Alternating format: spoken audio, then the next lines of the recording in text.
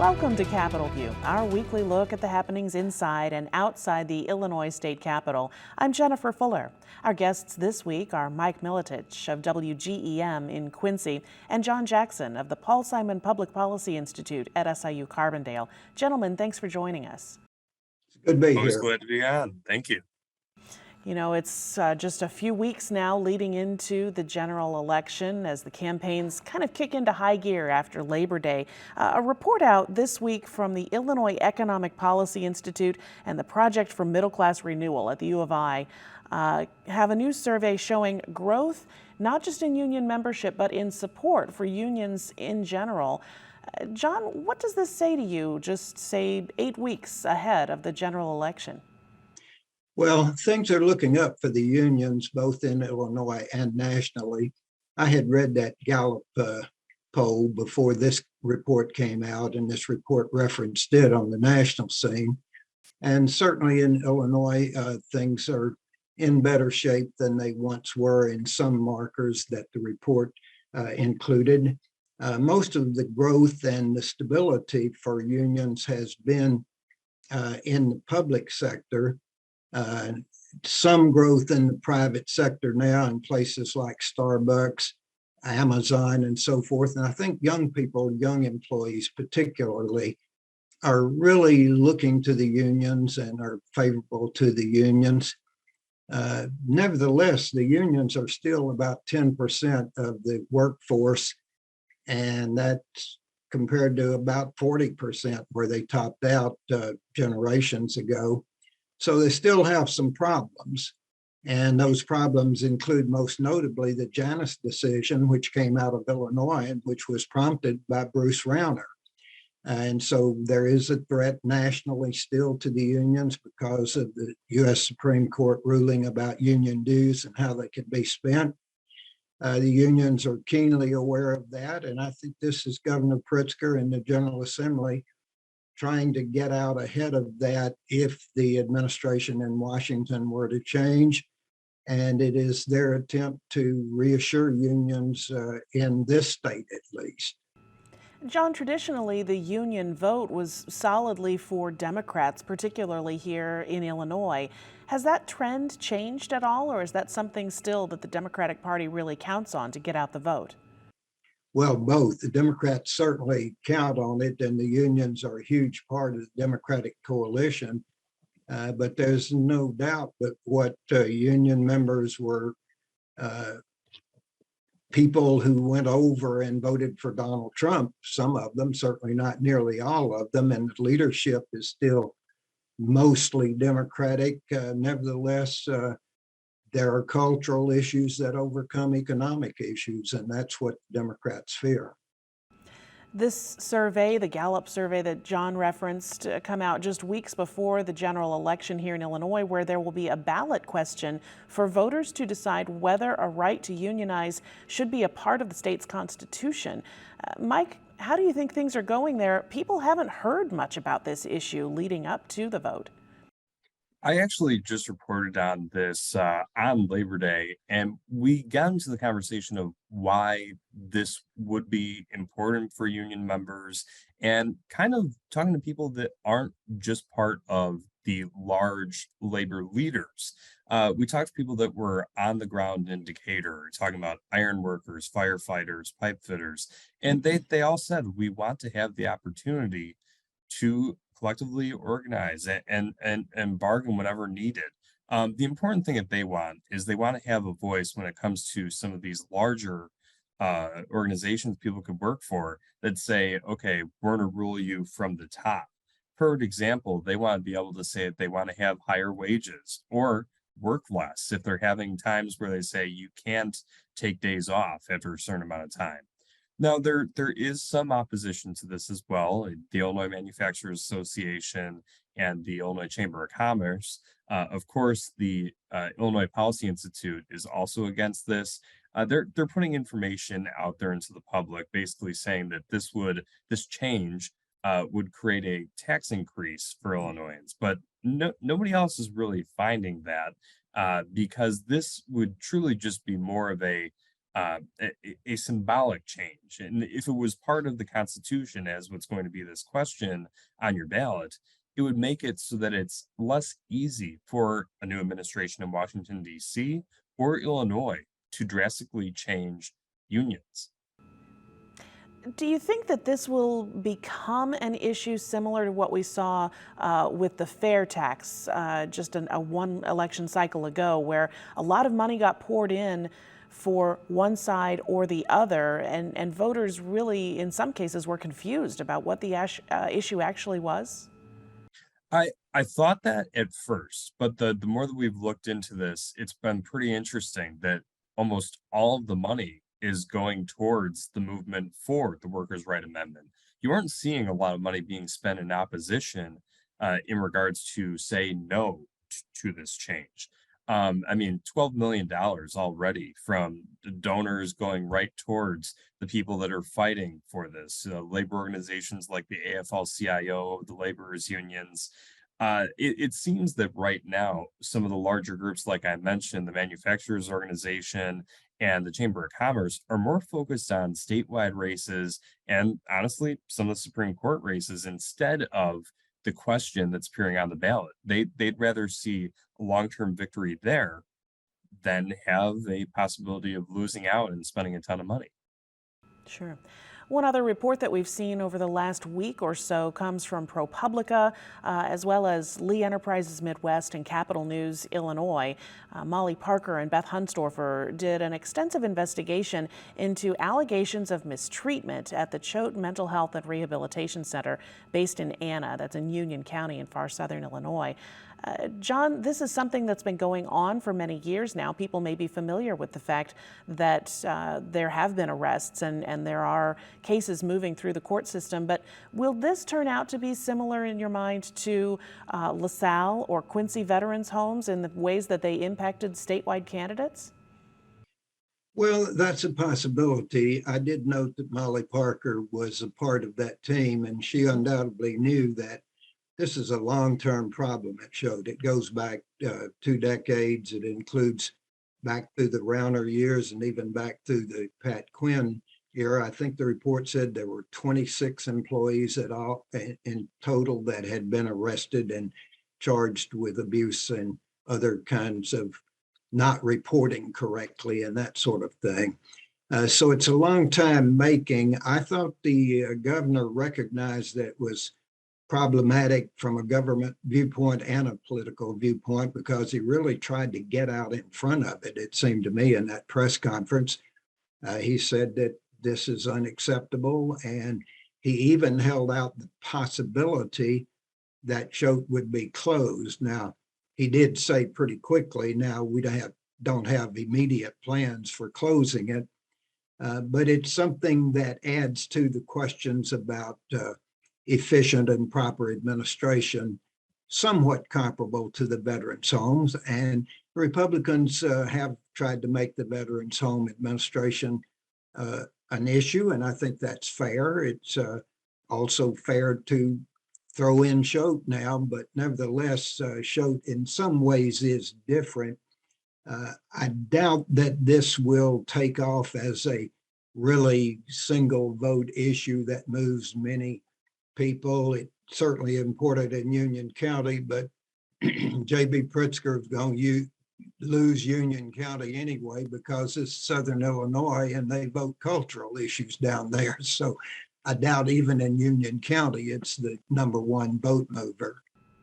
Mike, you primarily work out of central and western Illinois. Is this story getting any traction in the northern parts of the state?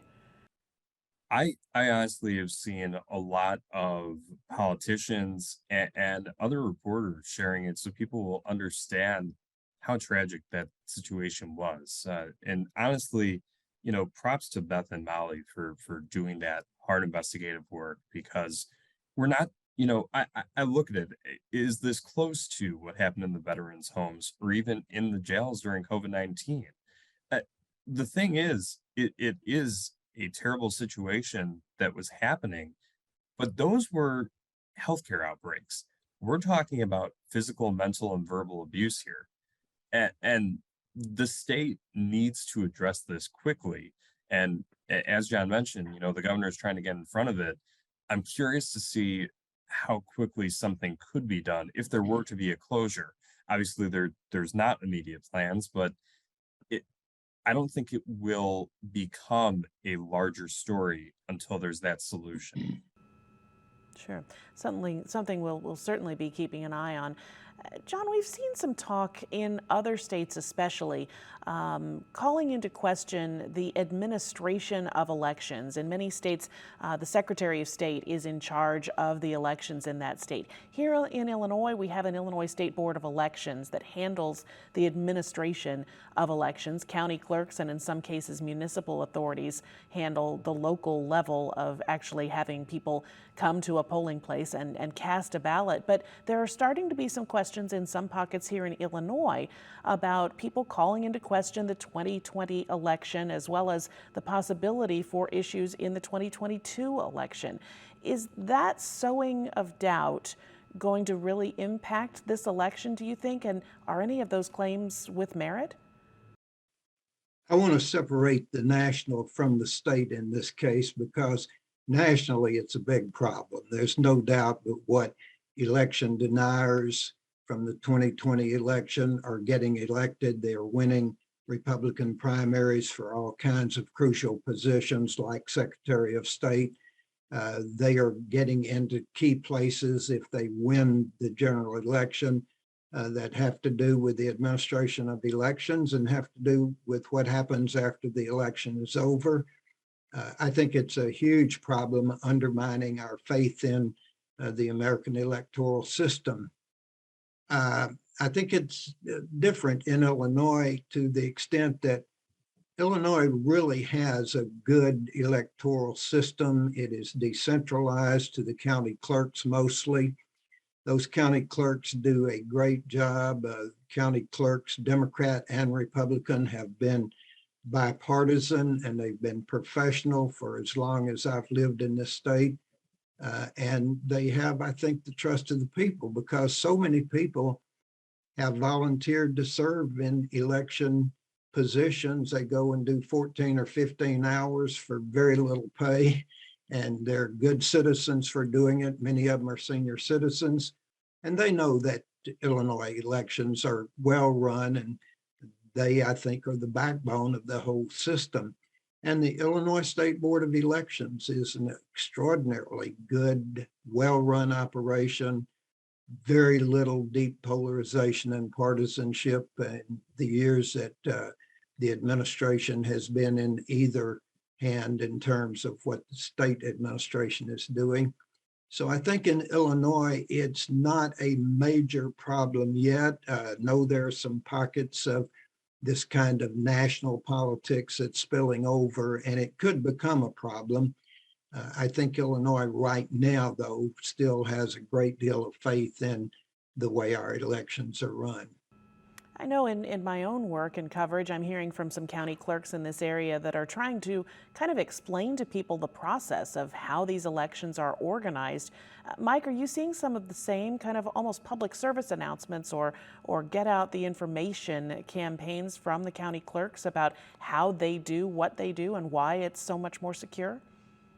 I have, and I think that it's almost a important PSA type of message that's going out to people, specifically after former President Trump inspired people across the country and a fringe amount here in Illinois to uh, continue spreading the big lie of 2020, and it could possibly spread into 2022, where now we have perfect example. Darren Bailey's campaign for governor is actively trying to recruit people to be poll watchers, and they have an election integrity officer that's part of their team who was also at the Capitol on January 6th. So people have to think about who they're getting their information from. And you could rely upon a county official who is in charge of your elections, like a county clerk or the State Board of Elections, as compared to others that may be trying to get you to believe that national narrative. But I agree with John that Illinois is in a much better place than other states in terms of election integrity. Changing gears a little bit, the state announced for the first time this week some tax credits for electric vehicles. It's part of what's known as the REV Act, and they were awarded to a company in Decatur. And Governor Pritzker and others are hoping that these incentives will inspire businesses and other organizations to move their fleet vehicles to a greener alternative, electric vehicles, hybrids, and things like that. But critics continue to say that the infrastructure isn't there for electric vehicles or for even in some cases other forms of energy. And they also point out that Illinois has these vast reserves of fossil fuels in coal, natural gas, and oil. Mike, what's some of the controversy there? Do you see it settling down, or are there changes that you think can be made so that this comes to a closer to a middle ground? I think we're seeing two separate areas in the fact that we are seeing slow growth in electric vehicles here in the state. Obviously, we already had Rivian Automotive and Tiger Electric, that Lion Electric that are already here in the state. But this was the first of the announcements with the REV Act. I see Decatur as a good opportunity for Central Illinois to get a boost from this. The governor mentioned that this will create more jobs and specifically keep jobs here in the country that could have gone overseas easily. The big challenge is going to be getting enough of these announcements in central and southern Illinois. I think you're going to see a lot of the rev investments happen in Chicago and the suburbs, but you can't necessarily win over those hardworking families in central and southern Illinois that down the road are going to be losing their jobs at coal plants and natural gas plants. Uh, I remember talking to people at the Prairie State coal plant about losing their jobs, and many were concerned because they thought they would do that for the rest of their lives. Some people have been on the job for 10 years, others just started out and expected to retire in that role. And to transition to electric vehicles, people said it could work and they support that idea, but they wish that it was a better transition, more of a slower movement towards it, because they feel that even the deadlines of 2030 having 1 million vehicles on the road, which is the goal for Illinois, is too soon. Some think that we're far from that right now. I mean, if you look around, not many people driving in Springfield or even in Southern Illinois have electric vehicles, I would imagine, but it could change over the next few years. And I think just getting the message out there to Southern Illinois investment for electric vehicle manufacturers could help a little bit more and entice people to work at those manufacturing companies.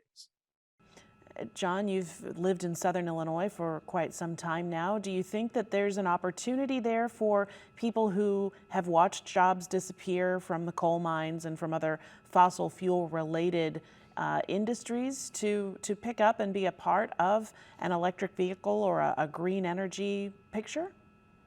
Well, clearly the governor hopes so, and the governor's trying to make electric vehicles and clean energy the centerpiece of his campaign on the environment front and on the manufacturing front. As Mike just pointed out, he's got Rivlin and Bloomington Normal and this new company in Decatur to point to as concrete examples. And there are also tax incentives in both the federal and the state legislation that has been passed that encourage this transition, provide for job training, for transition, and so forth. And so that's the plan. But there are problems getting from here to there. You've got to have places to plug in an electric vehicle. Now, that law that passed in the federal law provides for that, but it's still something that's got to be developed. The infrastructure's got to be there. It's not there on interstate highways yet, although that's the plan. And so the gap is getting from here to there, as Mike was indicating. And the gap is selling this to workers that might be displaced right now, as down in Joplin, for example, is closed that plant down there. So it's going to be a tough sell. And I think progressives and progressive leaders like Governor Pritzker make a mistake in not emphasizing that while all of this is great for the future and we've got to have it for the survival of the planet, we've also got to have coal and natural gas as a part of the equation for the next several years. And they ought to say we need a multiple kind of solution. And in this country and in this state, nuclear energy is a part of that solution. So they ought to talk that language of it's got to be a multiple choice solution. If clean energy is one of Governor Pritzker's key issues in this election, we can certainly point to crime as one of the key issues in the Bailey campaign. And Darren Bailey is continuing to outline his policies. And as the election draws closer, he included a plan to repeal the Safety Act, along with numerous other rollbacks on recent legislation. Those things like elimination of cash bail and other issues along that line. Mike, how well does this play with voters, and do you think that there's an appetite in the legislature and elsewhere to kind of modify those laws that were just recently passed? Well, I think it definitely depends on the voter. Republicans are going to stand with Bailey and all the law enforcement who felt that they were wronged with the Safety Act. In terms of the elimination of cash bail, which, contrary to popular belief, does not take effect until January 1st. It is not in effect. And some of the changes for police training standards. I think that the GOP movement and specifically the Bailey campaign is really taking the Anti-Safety Act as the top tier for their movement. And a lot of the people that are supporting him say that we need someone that is willing to stand up for us and fight against the Democratic supermajority. The problem is, no matter who wins the election, people have to think realistically that no Democratic leader of either chamber is going to allow for a vote on a bill that would repeal the entire Safety Act, specifically the part about elimination of cash bail and some of the police training. There could be follow-up bills, as there have already been two that we call the trailer bills that go through and make some tweaks and changes. I expect that to happen several times over the coming years, but you're not going to see what many people have talked about, repealing the Safety Act. Any of the bills that were filed to do that were locked in the House Rules Committee, and that's likely where they will stay. There have been talking points about let's have a special session to address this, to get rid of the Safety Act. That's never going to be a thing. Crime does resonate, though, across both political parties, major political parties. John, I wonder, when you look at the number of votes that each candidate is going to need and where they need to be able to pick them up, are the ideas that Darren Bailey is talking about going to resonate in the city of Chicago, in the suburbs, where there are issues with crime? Well, I think this is the Republicans' number one issue, and I think they will continue to pursue it both nationally and in the state. I think it will resonate downstate. You see all these downstate legislators railing every day on the news against the Safety Act and against the no cash bail. And they're really beating the drum. It goes all the way back in American history to Richard Nixon's Law and Order campaign of 1968. There's nothing new under the political sun here. It's always been a kind of thing that especially Republicans run on very effectively. And as to the specifics of your question, that is the question. I think the suburbs are the key to the election and the key answer here. I'm not clear that this will resonate enough in the suburbs to make the difference. I doubt that it will, frankly, because I think there's so many other things that make the suburban voter skeptical toward Darren Bailey's campaign. But nevertheless, I'm not surprised that this is the thing they're pushing very hard. Speaking of law enforcement, lots of law enforcement agencies joined with some child advocacy groups earlier this week to implore the state leadership to make sure that some of the opioid settlement money, these dollars that are coming from court cases that were settled recently, could go to early intervention programs for young children to keep them away from drugs in the first place. Just a minute or so remaining, Mike. Do you think that there's an opportunity there, and what were some of the things that they're asking for? I think so. This idea seemed to gain a lot of positive feedback this week after law enforcement made that announcement. And Illinois is already trying to make positive changes towards the opioid epidemic, trying to have more treatment centers and prevention efforts. And that's been a key effort for the Pritzker administration. But think about any governor's administration working directly with law enforcement to address opioids. That could be groundbreaking for the state. And obviously, this has been happening for quite a few years, and it's time to address it. Certainly. And with that, we're out of time. I'd like to thank Mike Miletich and John Jackson for joining us. I really appreciate you taking the time to join us here on Capitol View. I'm Jennifer Fuller. We'll catch you next time.